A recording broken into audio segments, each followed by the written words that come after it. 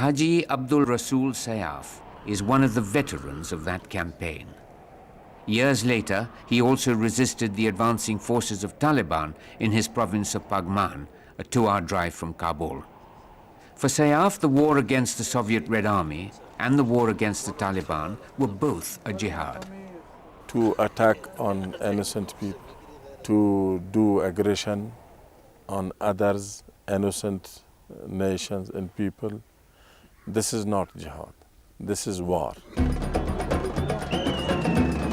In retrospect, it is also said, with some justification, that the concept of jihad did not unite the Afghan resistance, which remained divided by social, political, ethnic and ideological differences.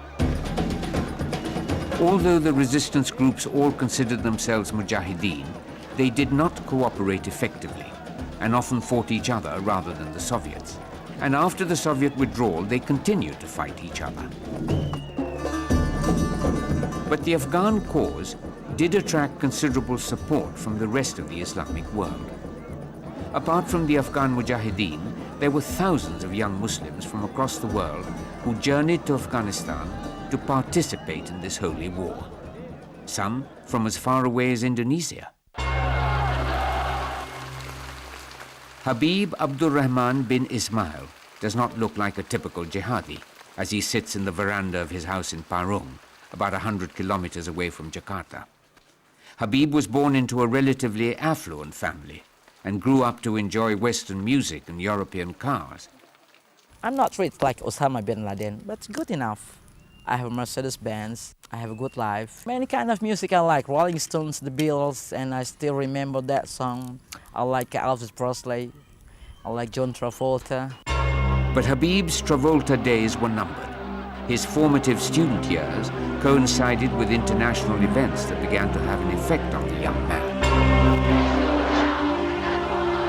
When I was 79, I was studying in university. And I don't care about that, what the heck. But I'm proud about Khomeini. I saw a brave man. He against America by himself. Oh, good man. In my room, I have a big poster of him when I was a teenager, said, good man. It is here in the Al-Azhar Mosque in South Jakarta that Habib's journey begins. He was confronted by a man seeking recruits for the war against the Soviets in Afghanistan. This chance encounter in the mosque played on young Habib's mind. To ease his dilemma, Habib's grandfather appeared in his dream and offered him his blessings to join the jihad in Afghanistan. Habib decided to park his Mercedes and walk the path of a born-again Muslim. He left for Afghanistan. For Habib and many hundreds of Southeast Asians, Afghanistan turned out to be the ultimate culture shock, with an alien landscape of forbidding mountains. Yet young Habib found such hardships inspirational. Jihad is fight for Allah. In Afghanistan, for example, when the Soviet attack Afghanistan, they attack the Muslim society, Muslims people.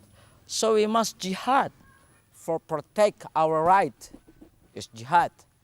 Jihad is not attack, jihad is defense. I'm not the fight for Afghanistan, I fight for Islam. And today, he outlines the motivation which he claims eventually propelled the Mujahideens to victory.